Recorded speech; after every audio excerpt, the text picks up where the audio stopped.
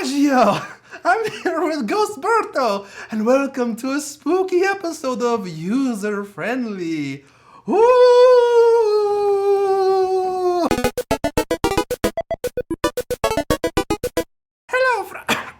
Hello, friends. Welcome to another episode of User Friendly.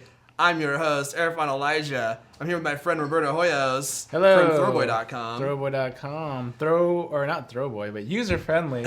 User Friendly is the best podcast on the internet, as you can see. This is a show where we come every week and talk about our favorite tech, our favorite stuff from the web, and all things geek. Welcome to User Friendly. Episode 41. Episode 41. Happy Halloween. I dig your costume, dude. Thanks, man. That's really good. Yeah, did you come dressed like that?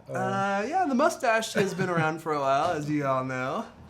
And I thought I'd dress up, put a little something special on for Halloween. Happy Halloween. Yeah. And I rarely get to use this costume, so I figured why not. You can't see it, but it's actually a whole complete jumpsuit. There we go. That's like a giant onesie. And I have the mustache, of course, so that's been working nicely. And I'm dressed as Short Round from Indiana Jones and the Temple of Doom. And man, what a crazy week it has been this week. So much stuff to talk about. Mostly in the last day or two. Mostly in the last day or two is true, yeah. We got all sorts of crazy news. In fact, We got a mixed bag. yesterday was a huge day for Star Wars fans. We're definitely going to be talking about that. But first, how are you, sir? Doing well. Yeah, it's getting cold out here now. So It is. I need to go start buying some... I found this in the trash because I was cold. AKA my closet. Yeah, no, but it is getting cold, and I have like t-shirts, you know. Yeah, so I hear you. it's that time of the year again, and you're like, I should probably get my jackets out, right? Because it's like starting to get so cold. I want to get some new ones too. But anyway, yeah. So been working, doing some fun projects as I've shown you, but I'm not gonna say anything yet. What about you? Yeah, been busy with Cultcast and Cultamac. Things have been going well. You can tell it's actually starting to get darker here in Seattle, and soon we're going to have daylight savings time, which means the time's going to change. We're going to lose an hour, so it's going to get dark earlier, which is why we're orange right now, because we're using a light to light us. It's a filter I put on the camera for Halloween. Don't front. And by next show, we'll have that kink worked out. I like being orange, though. Although we are very orange. It's the atmosphere. Yeah, we got some spooky candles going, which I'm sure are contributing. But hey, let's get into the shoe. Let's get into the shoe, shall we? I want to talk first about Star Wars. It's not even that. It's Lucasfilm. Disney buys Lucasfilm. So, Disney bought Lucasfilm Company, which I've been reading a little bit about. And I heard they do Star Wars. They do Star Wars. Did you know they do Indiana Jones? I did. You probably did know that, considering your costume. And one of the things I wasn't sure about was what exactly that meant for Lucasfilm. Because you may not know this, but Lucasfilm is 100% owned by George Lucas. That's crazy, actually. Know that. It owns Skywalker Sound. It owns Industrial Light and Magic. Yeah, it owns the merchandising rights for all of Star Wars, of course. Did you know that he actually he started it with his ex-wife, and he was like, "I want the company. You can take the cash." Like he wanted to get her out of it when they got divorced. Really? Yeah. So he like gave her a crap load of money. And was like, "Okay, there you go. I'm keeping the assets," which is obviously the right thing to do, right? Wow. So even back then, he was a shrewd. He was. So this came as a shock to me. It shocked everyone, I think. So this was announced yesterday, and there's photos of him and Disney executive Bob Iger signing, I guess the paperwork, everything away, right? It's incredible. For like $4 billion or something like that. I think it was $4.5 billion in stock and cash, and Disney's gonna pay him half of that in cash, and the rest of it is gonna be in Disney stock. So if you think about it, actually, Steve Jobs, having been one of the biggest individual investors and owners of Disney, that means Laureen Jobs is now a major stakeholder in Star Wars and all that stuff that I'm sure she doesn't care about. But that's pretty crazy because if Steve Jobs was still alive, he would own a major stake of Star Wars. It's not just Star Wars. It's a lot of other things. I mean, like Yeah, what else is there? is huge, dude. ILM is huge. Does a lot of. I think they still do the majority of like Hollywood effects. Correct? They do, and they have a ton of patents too. So Disney got technology in the deal as well. Yeah. Including techniques and technologies for how to do CG in movies, because Industrial Light and Magic, which of course started with Star Wars, has pioneered all these amazing ways of doing special effects for movies, and they've done stuff for like the Lord of the Rings series and tons of other movies. And then of course there's Skywalker Sound, which has also worked on a lot of major movies. So Disney gets those, and they also get Skywalker Ranch. They've been having a pretty, they've had a pretty long-standing kind of symbiotic relationship. Like, one of the Disneyland rides for a long time has been Star Tours. When you go to Disneyland, you can see a lot of hints of Star Wars influence stuff. Like you can get Mickey Mouse R2-D2 hat and stuff like that. So it's interesting that they I wonder how long it's been in the works for, But it's cool that one of the statements George Lucas made was he was like, I've always felt that Star Wars and could be something that lived longer than me, and I wanted to make sure that I set up a successor while I was still alive, which is really cool because I don't think a lot of people kind of set that thing up in most cases. But I think more and more you're seeing that. I was just thinking like about Disney. Like Disney didn't really set up like a successor. It was just kind of like it went through some bad times before it came to like where it is today and stuff. Let me ask you this. Disney owning Star Wars franchise, I realize this also means they own Lucasfilm franchise. Although if they want to do anything with Lucasfilm, I heard they have to actually work with Paramount to do so. They can't just do it by themselves. Yeah. So is Disney taking over the Star Wars legacy a good or a bad thing? I think it's good. I think it's really good. I think that at face value, it seems like, oh, cool. Now we're gonna get to see like Mickey, Darth Vader, and stupid shit like that. I think that's Mick like Vader. I think that's like the Twitter sphere is kind of like, oh no. But I mean, what do you call it? Disney took over Marvel, and Marvel's doing fantastic. I think Disney is not. I think it's not just Mickey Mouse. It's a company that knows how to manage, and it's Pixar too, right? And they know how to manage these properties and keep them around forever. Because they're darn good at keeping like their patents and copyrights on forever. Yep. Even though they were the ones that like basically lobbied against having it go to public domain. Because otherwise Mickey Mouse could have been public domain a long time ago. But what their work did, and a lot of people think it's bad, is that they kept it so it's like basically going to live on forever. Which does not seem cool, actually. Yeah, it's pretty crazy, yeah. But they were the ones that like did all that legal crap to be able to get it to be that way. So that's why people are saying, well, now I guess Star Wars is going to live on forever and never have public domain anything. But that's actually a great point, because I mean, Star Wars in another 20 years, right? Or maybe longer, actually.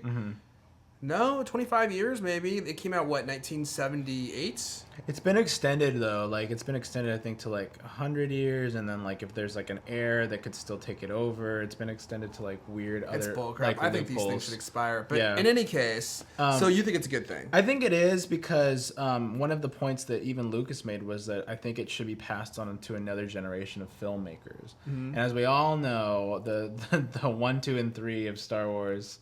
were not good. And yeah, I mean, I think it would be cool to see somebody else be able to take the reins and make something cool out of the properties that are there.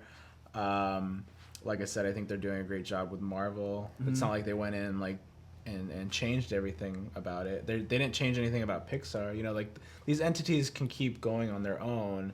They're just owned by a parent company. And I think that's cool, I think it's a great thing. I was actually a little leery when I first heard it, but then the more I thought about it, I was like, this is great. Because for some of the reasons that you said, Disney obviously knows how to manage these properties. And they've been able to do wonderful things with Pixar. I mean, think how story-driven Pixar is. Their movies aren't just technologically cool because of all the amazing animation they can do, but they're very story-driven. and powerful in that respect. And I think that's what Star Wars really needs. You know, they've been languishing for a long time.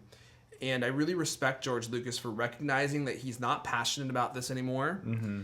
And he wants to pass this on to a new generation of filmmakers to do something incredible with it. And I think that is really applaudable that he's willing to admit that and do that. Because Star Wars hasn't been doing very much. I mean, he had his arm twisted to do 1, 2, and 3 way back when. I don't really think he was excited about it. Mm-hmm. There's footage of him just being like, "Oh, great! Now I have to write this." Yeah, and you can tell when you look at it. Like Industrial Light and Magic jazzed it up, so it looked amazing. Yeah. But the storylines were awful. Yeah. Right? They're really bad because previously to that point, George Lucas stopped being a filmmaker, and we saw this in he was a businessman. He was a businessman, and he spent People his versus days. George Lucas. The People versus George Lucas, which is a documentary we reviewed on another user friendly.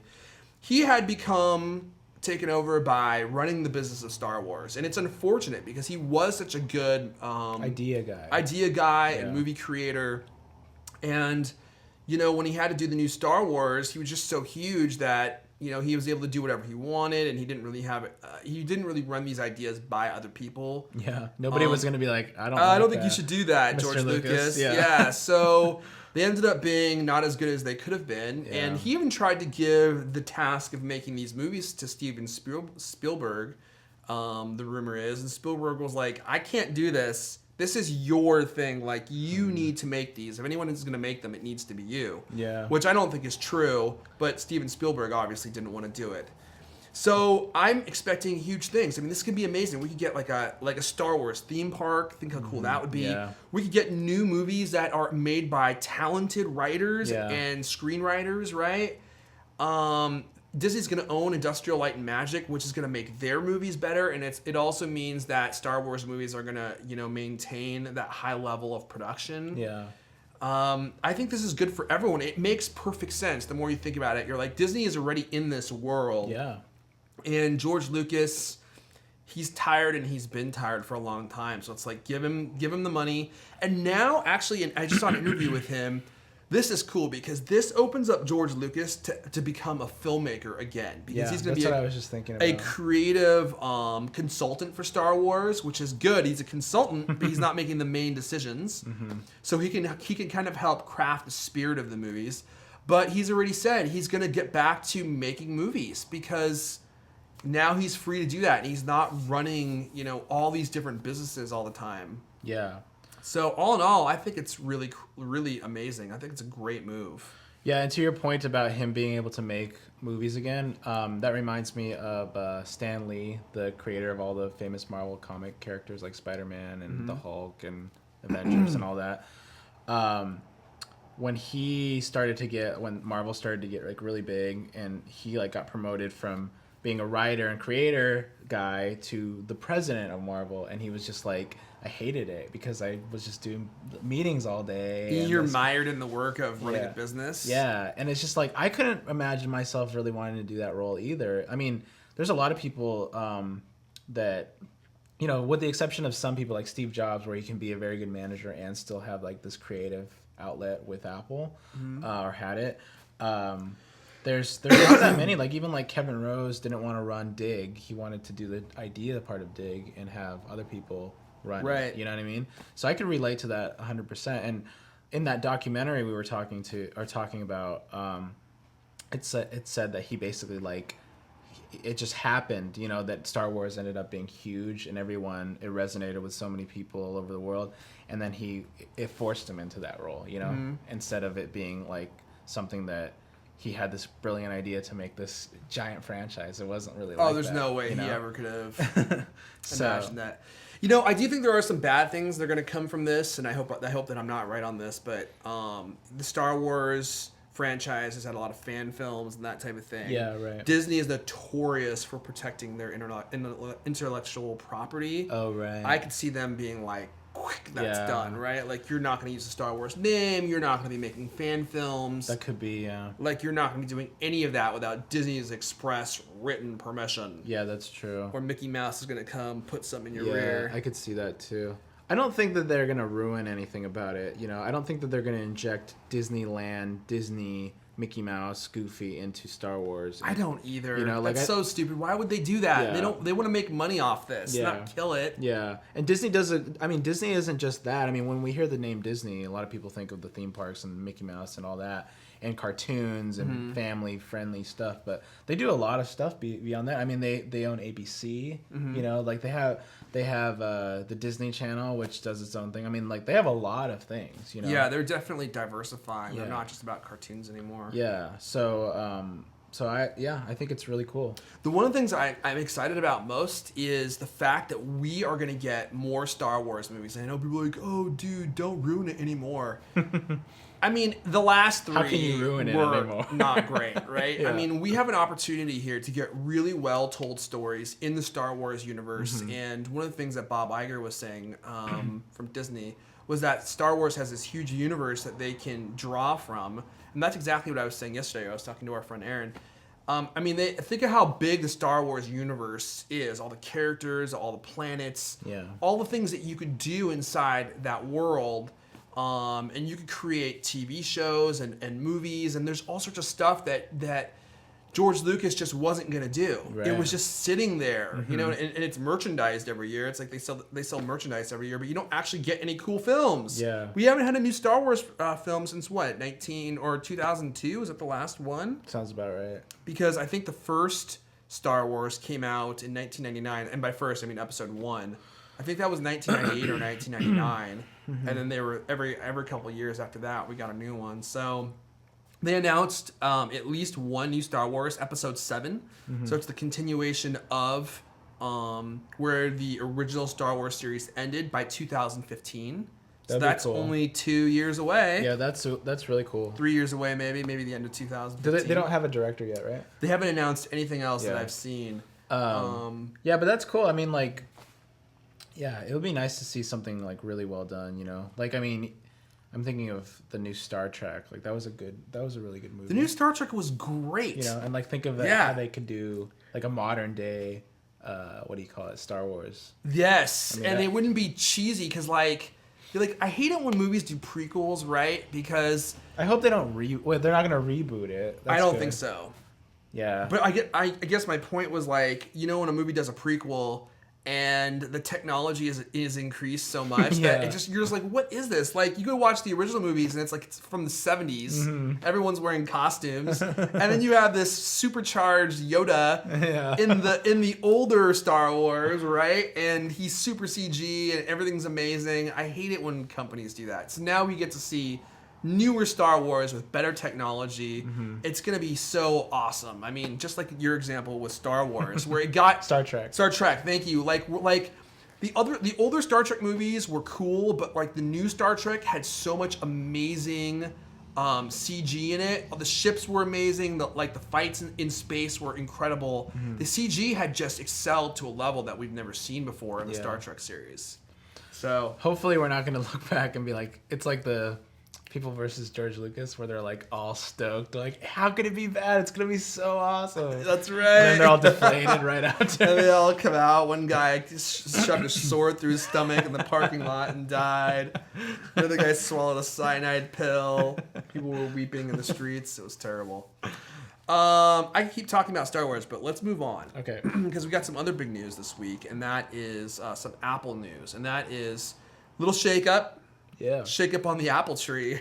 Yep. A couple of apples fell off the apple tree. So Scott Forstall, Apple executive, and he was responsible for developing iOS, was let go. And I forget the other dude's name. Oh yeah, that guy. I can't believe I'm forgetting. He was in charge of retail. He was in charge of retail, and but not for that long, because that other guy, like 6 or 7 months. Dude, I gotta look. That's this up. incredibly that's incredible that he wasn't there for that long. I can't believe that I'm forgetting his name. I can actually believe he replaced Ron Johnson, and Ron Johnson was the head of Apple for quite some time, since the beginning of the Apple retail stores, which I believe started in 2002 or 1, and he went on to go to JCPenney. Which actually, it's funny, if you go to JCPenney, if you live by one, there's actually a very small section of the store that's very Apple-like, and they have like all like very austere wood floors, white like text on everything, and then like and it looks like the clothes are actually nice. Like I was like, oh wow, on the models they look cool. And you're like and then I try them on. Jeans. No. I try them on. They're actually JCPenney branded. It's really weird. It's just a small section of the store. I try on this like cardigan and it's gigantic. It's like your dad's cardigan. I was like, oh, you're so close to like having a hip store, but your clothes still suck. But anyways, John Browett. He was also let go. So he was hired on not long ago, 6 or 7 months ago, to run Apple retail stores. But he received a lot of criticism early on because his focus seemed to be on making revenue at the stores and not maintaining that excellent level of customer service that we've come to know at the Apple stores.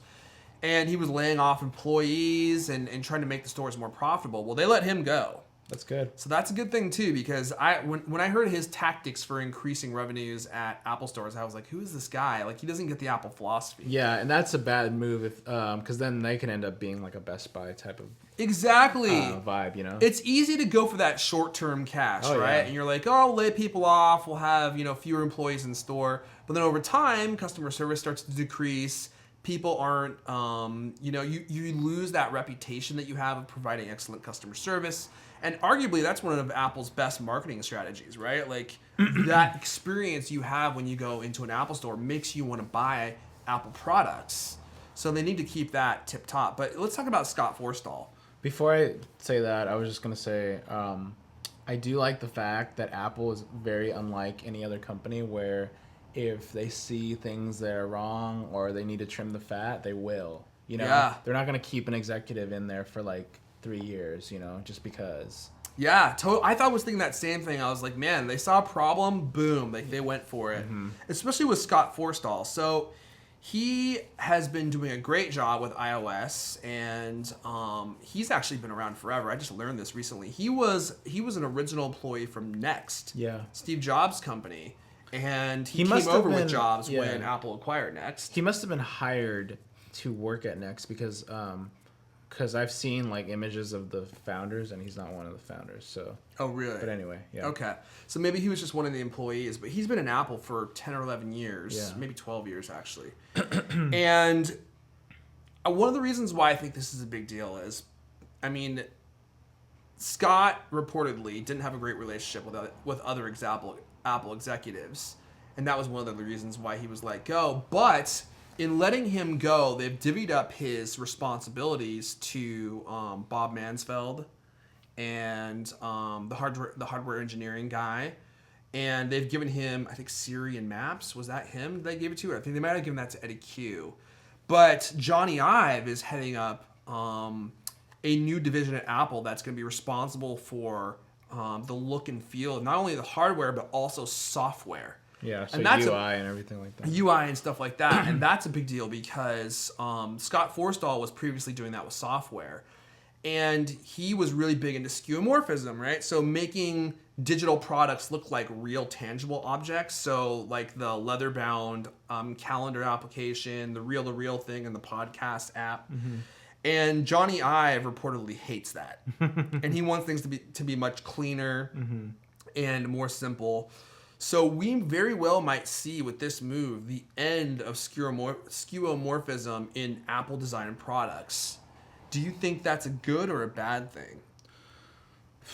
I don't know. It's tough to really see that being completely removed because even the Mac is based around skeuomorphism because it has folders and that represents folders, and a desktop that represents your desktop, on your physical desk. And, even in the Next days, if you want, you can look up Next Step OS, and you can see that they have tons of that stuff in there too. So I don't know. I feel like I heard this on the Cultcast. We're using that term a lot because people just now found out what it means. Yeah. And they don't really stop to actually look that it's been around. But let me see here. Interesting. There we go. So like the folders on there were like this those folders you can buy with the little string that you tie around it. Mm-hmm. Computers look like actual computers. Homes look like homes. You know, and this kind of stuff has been around. But I don't know if that I don't know if that counts as the same thing, or is that's like a skin. I guess what I mean is like not the functional skeuomorphism, but the visual skeuomorphism. So putting stuff in a folder is kind of functional, right? Like you're storing it in a folder. But like when you open the podcast app on your iPhone and there's 2 tape reels spinning slowly. Yeah. I personally really like that.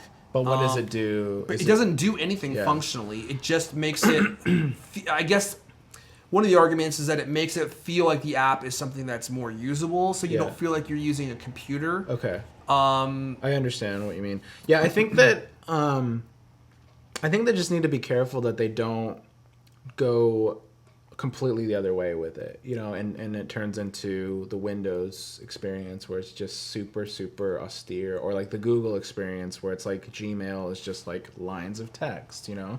It's like, I really don't want it to go that super extreme on it either. You know, I mean, one of the cool things about, I don't know, maybe we've gotten really desensitized or really just bored with nice looking things on our computers and iPhones, like the icons. Do you remember when you first saw Mac OS 10 and it was like super like fluid and the icons like got bigger? Yeah, and, like, they called that shiny. What did they call that? The Aqua UI. And actually Scott Forstall was one of the leads and creators of that interface and style. That compelled people, and that made people like really like walk up to the Mac that they were very unfamiliar with and be really enchanted by this new thing that they were seeing that they did not see on Windows, you know. So maybe we've grown more, that we're I don't know, or maybe it's the geeks that are just kind of sick of it, where they're just like, give me the stripped down one. I don't want this tape reel thing, you know. But I don't know. I really don't know. I just think that I don't want them to descend into this oversimplified UI. That's all. I don't want them to do that either, but you know, Johnny Ive has a way of creating things that are simple yet elegant. So it is Eddie Q that's taking over. He's going to be taking over Siri, and he's going to be taking over Maps. And actually, one of the reasons it's rumored that Scott Forstall was let go was because Tim Cook wanted to apologize to you know, Apple users about Maps, because a lot of people have been reporting and, you know, experiencing problems with Apple Maps. It's not perfect, of course. And, you know, Scott Forstall was responsible for that, and Tim Cook was like, we need to apologize to people. So he signed that letter that he put on Apple's website, and he wanted Scott to sign it too, and Scott was like, I'm not signing that. He's like, the reports and misgivings people have about Maps are overblown.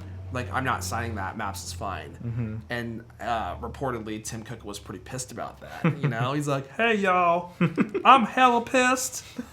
I'm just about to rage out of my pants. We got to get rid of this Scott Forstall guy ASAP. It sounds like you're Kermit. Hey, guys. I'm really pissed that Scott Forstall won't sign this app. I'm a nice frog, usually. But now I'm pissed. Thank you for the no problem. For the puppeteering there.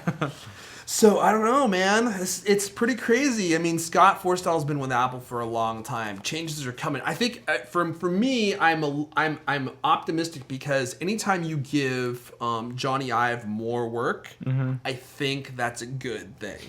Why do you say that? Because he is a major creative force at Apple, and his work seems to always be very, very high caliber. And I know that anything that he works on, he gives a lot of thought to, and he has the talent and ability to do well with the items and responsibilities that he's given. So I think that he could do some amazing things with the software UI of Apple products.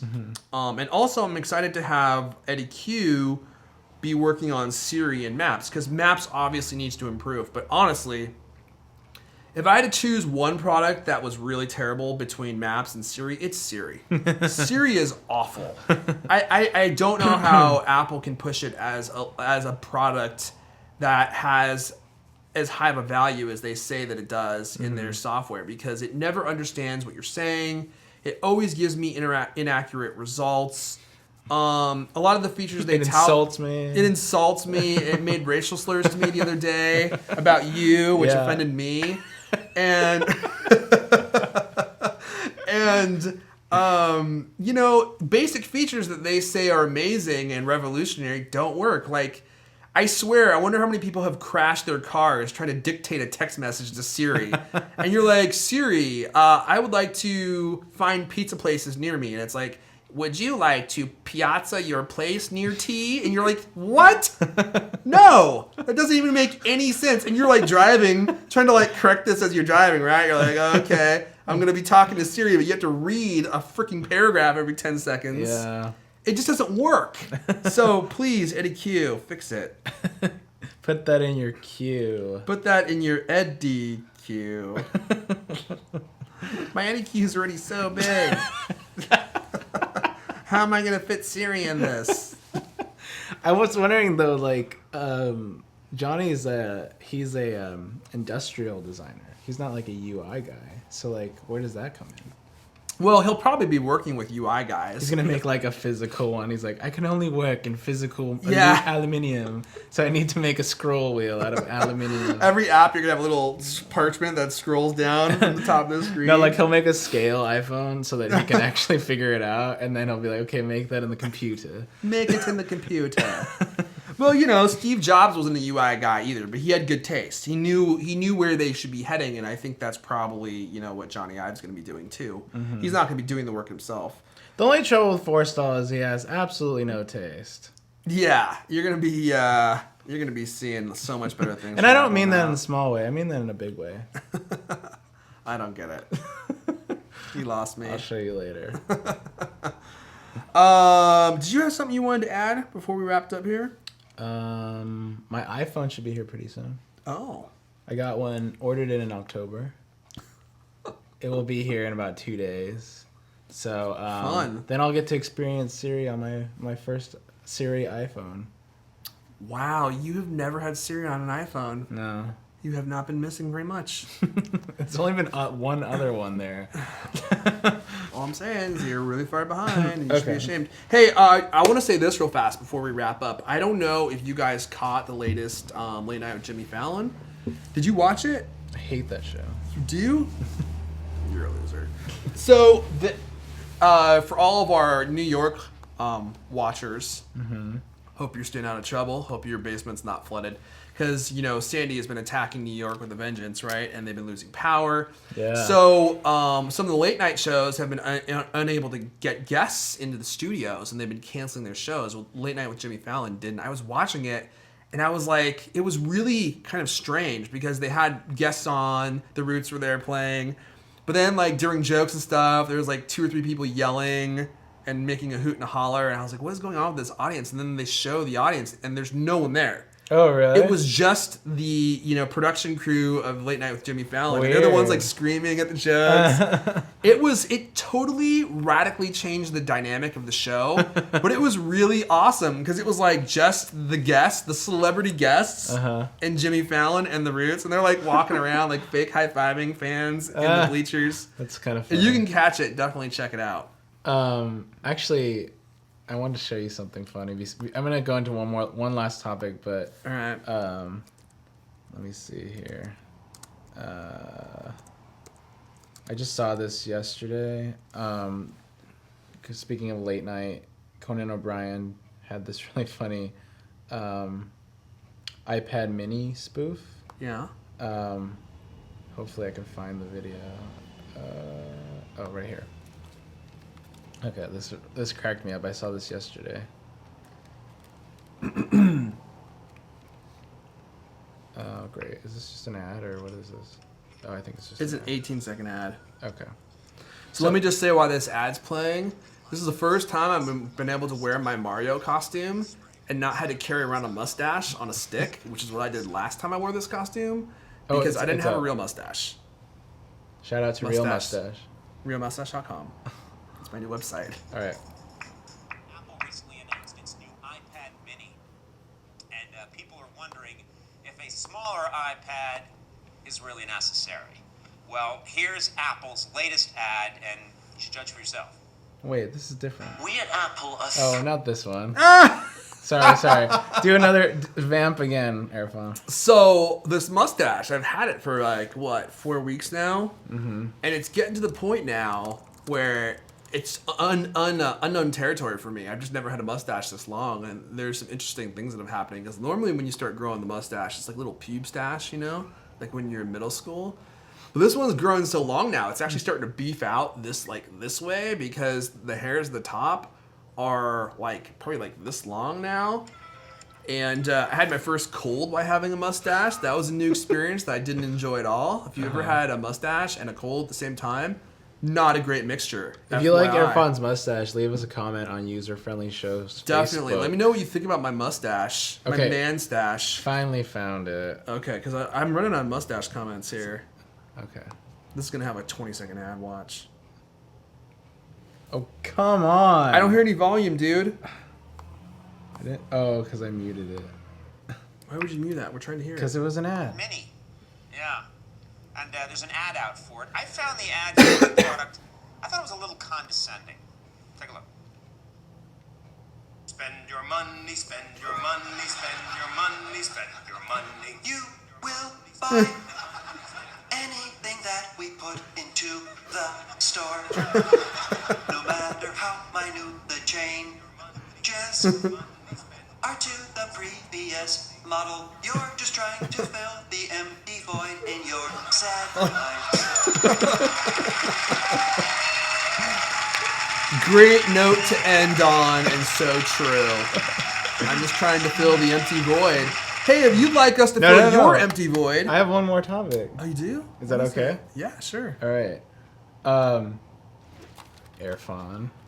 Dude, I'm sorry. I didn't realize you had 10 videos to I show told us. you I had a topic. We talked about your 2 topics.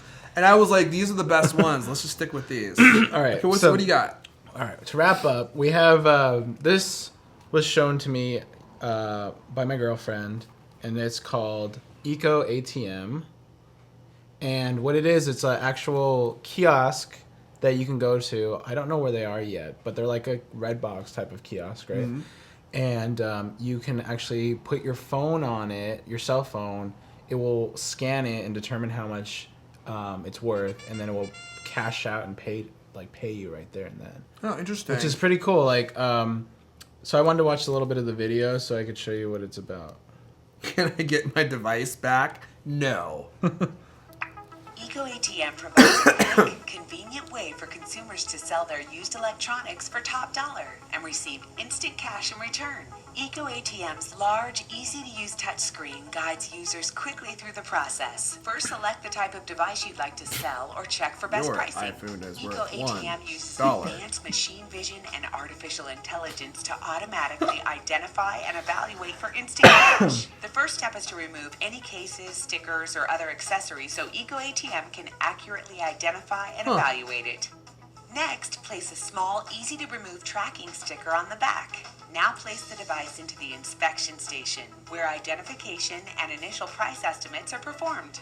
The next step is a deeper final evaluation and worldwide search for the best price possible. You're doing great. Now it's time to connect your device to a power cable presented by the Eco ATM. Now fit it back into the inspection station where a full final evaluation is performed, and this takes less than a minute. Eco ATM deters theft and fraud at this point by collecting some information from the seller, including a driver's license scan. Eco ATM then offers an option to donate money into to your a wiener variety into of the charities. slot. Any personal data collected by Eco ATM is securely encrypted and is never accessed unless the device is later reported stolen or fraud is suspected. Each device finds a new home or is responsibly recycled to reclaim the materials. Terms and conditions are agreed upon and the final sale is then confirmed. And now the best part, you walk away with the cash. Eco ATM, transforming they got one to excited the benefit of everyone. voiceover person and one very bland one. Yeah. So, yeah, I wanted to show that to you because, I mean, I'm about to get rid of my iPhone. I was going to put it on Gazelle, and then I talked to you, Gazelle is a site where they send you a box, and then they determine how much it's worth, and they send you money. Exactamundo. And I've never really sold a cell phone before, but I know that you've done it like all the time. And and so I was just coming at it from that point of view of like not really knowing how to do it. But I don't know. What do you think of it? I mean, it seems like it could be cool. I'm one of those people that prefers to sell my stuff myself because you usually get way more money for it. But I know there's a lot of people out there that just don't want to hassle with doing that, so they would rather just get the quick cash. Yeah. So, I mean, if the prices on this were comparable to Gazelle, then yeah, it might be something that is really valuable. It's interesting how the technology works, that you place it in and they can tell what condition your thing is in, right? Because it's like, it can only scan for like chips or breaks on the outside, it would seem. Yeah. With an X-ray, and then you plug it in. You plug it in, so and it probably runs diagnostic software or something on it. Yeah, sorry. That's right. So, I mean, it could be really cool. I just don't know how many people would use something like this. Like where would you keep these, in a grocery store? I guess. Yeah, it's like I don't know. I feel like certain things like this could be. Like certain things like this, like what do you call it? Like Eco ATM, Redbox. There's this new one that's trying to come out where it's, instead of getting your packages delivered to your home, like say if you're never home and you can never sign for something, it will go to like this kiosk thing that's outside of whatever, like Rite Aid, and you can go get your packages from there.